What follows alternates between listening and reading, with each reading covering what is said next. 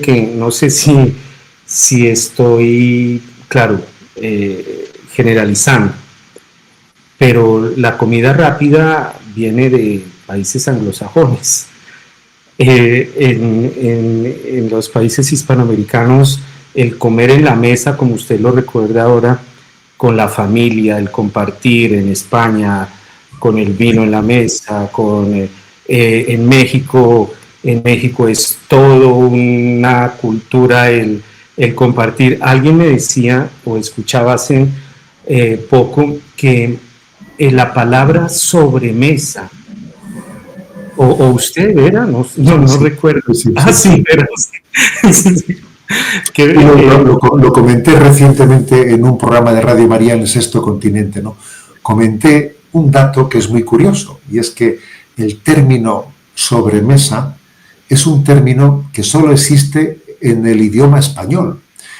Sobremesa no existe en alemán, no existe en inglés, no existe en francés. O sea, para poder decir sobremesa, eso que nosotros decimos que es una vez que se ha concluido la comida, se continúa la convivencia en torno a la mesa y allí hablamos, nos encontramos, seguimos compartiendo pues nuestro comentario. Ese término solo existe en el idioma español. En otros idiomas hay que decir, pues habría que decir, ¿no? En alemán, continuación de la comida en coloquio posterior. O sea, pero no existe un término para expresarlo.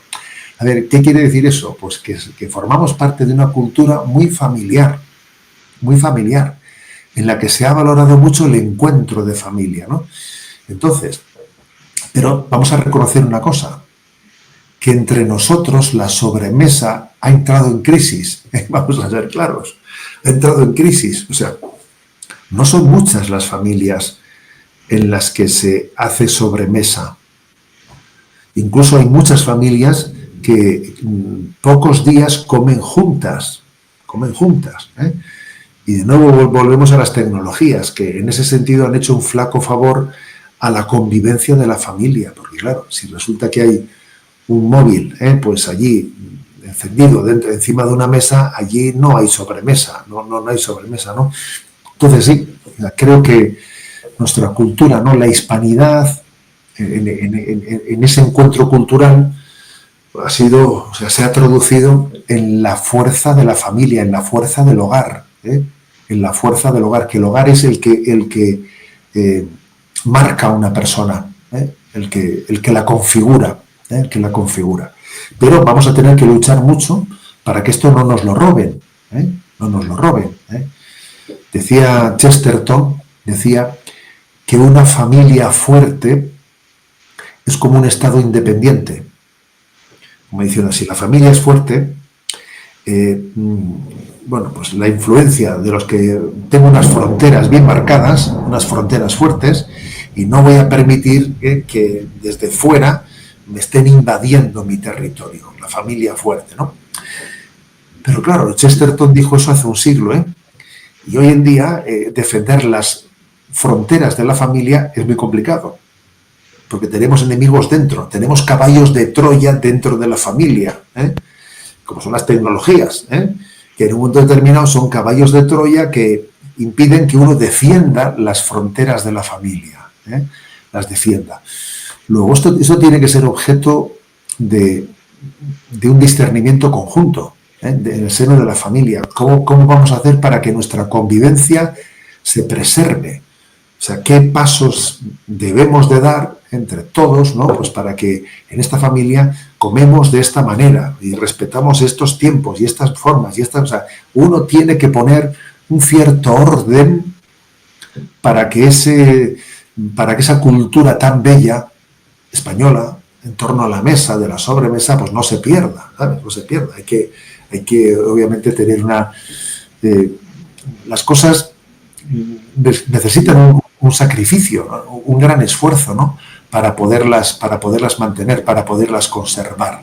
Pero sí, creo que nuestra cultura ha estado marcada por la mesa, por la cocina, por la familia, por el hogar, por el hogar. Voy a contar una anécdota que recientemente me decía un industrial de nuestra tierra, allí de España, ¿no? Me decía él que le habían invitado hubo pues unos empresarios en Estados Unidos pues a un encuentro de unos días allí.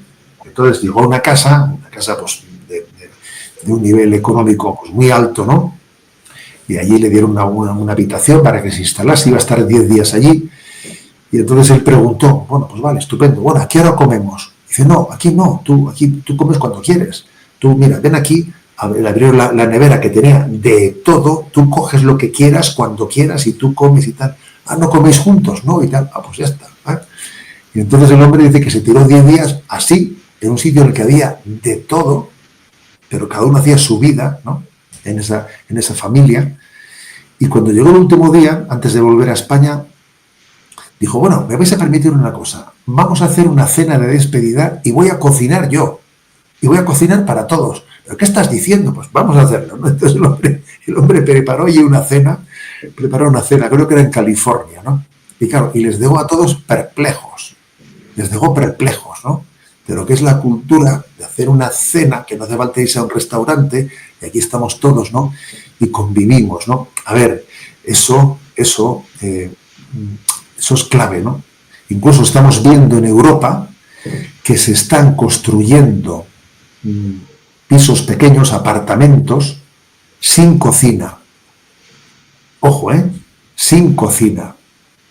Porque se entiende que quien viva ahí no va a cocinar, no cocinará, o comerá en un restaurante, o traerá una comida, una pizza para comerla en casa, pero él no va a cocinar.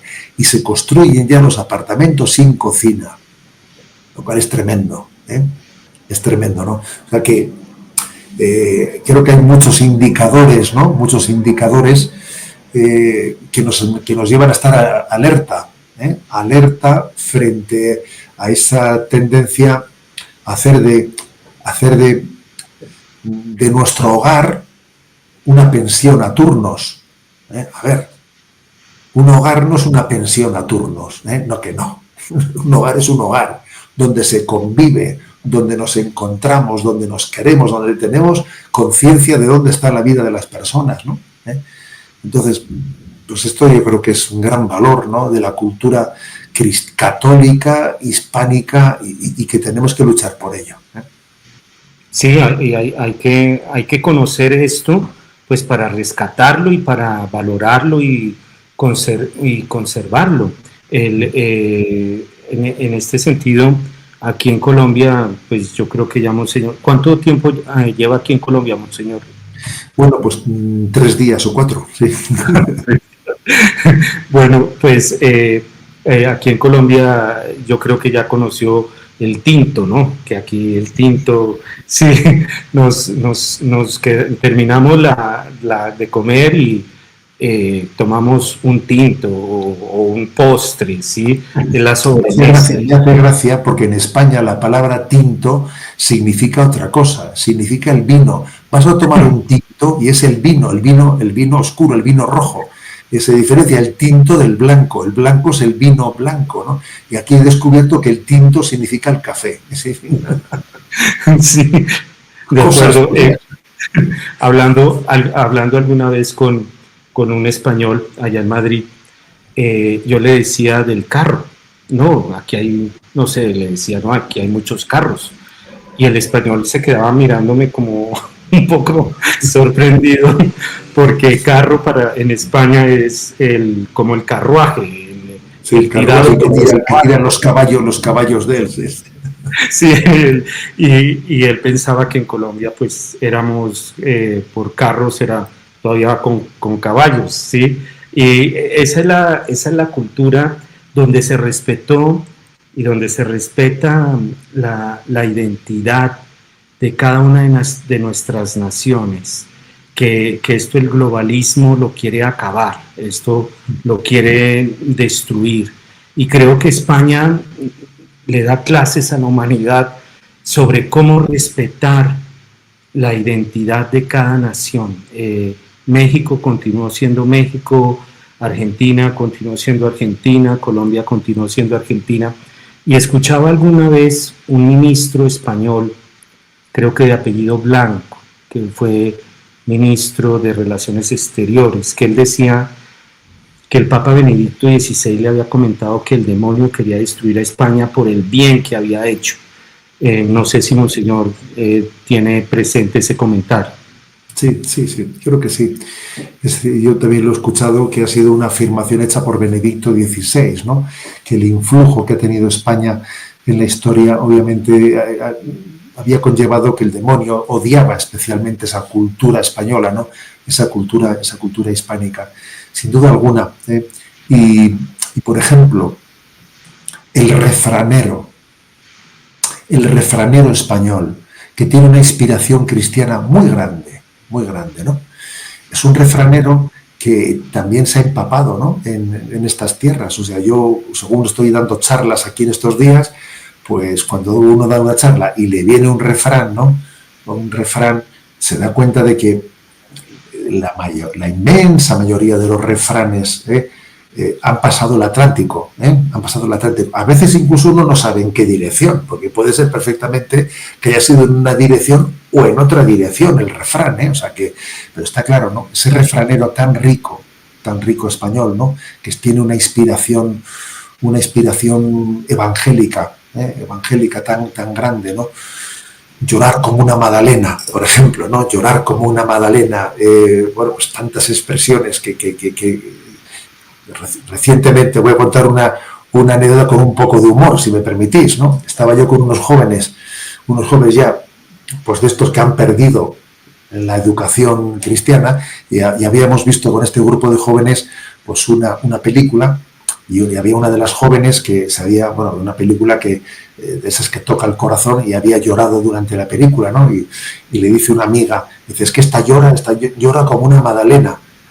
Y le dije yo, ¿ya sabes tú qué significa eso de que llora como una magdalena? Y dice, no sé, no lo había pensado nunca. Dice, eso será de que cuando en el desayuno, en el café con leche, metes una magdalena y la sacas, gotea, y de ahí viene lo de llorar como una magdalena, ¿no? Y yo le dije, no es eso, no es eso. Y le expliqué, ¿no? Lo que era llorar como una magdalena, que, a ver, en nuestro idioma está lleno de expresiones de inspiración evangélica. El evangelio ha impregnado, ha empapado nuestra comunicación. Entonces, pues eso también es una maravilla, es precioso, es ver cómo ha habido una simbiosis entre cultura, evangelio, Sagrada Escritura, ¿no? Sagrada Escritura, que, bueno, pues que tenemos que apreciar, valorar y darnos cuenta de dónde hemos nacido y cuál es, y intentar valorar la tradición, porque un pueblo sin tradición es absolutamente manipulable. Si tú pierdes tus tradiciones, si tú te desarraigas, eres totalmente manipulable. Ahí vendrán unas nuevas ideologías que se sirvan de tu desarraigo para captarte. Porque esas falsas ideologías que están llegando hoy en día, sería impensable que tuviesen éxito si nos encontrasen firmemente arraigados y afianzados, ¿no? en nuestra tradición y en nuestra fe. Por eso creo que es tan importante, ¿no? Pues ese conocimiento de nuestra cultura, de nuestra tradición, la importancia de conocer nuestros santos. Yo aquí en este retiro estoy hablando mucho de San Juan de la Cruz, Santa Teresa de Jesús, conocer, ¿no? los padres de la Iglesia, conocer todo eso es importantísimo, ¿no? Para que también entendamos que estamos enraizados. Lo curioso es que hoy en día desconocemos nuestra tradición y se ha puesto de moda el orientalismo, el hacer el zen, ¿no? Me voy a Oriente, a ver, vamos a ver, pero si desconoces tu propia tradición, la desconoces, ¿no? Y entonces estás añorando, como estás desarraigado de tu tradición, estás buscando, no sé, en Japón, tú verás, ¿a dónde vas, no? ¿A dónde vas? Sí, de acuerdo, por eso es tan importante pues ir a estas fuentes, la Sagrada Escritura, los padres de la Iglesia,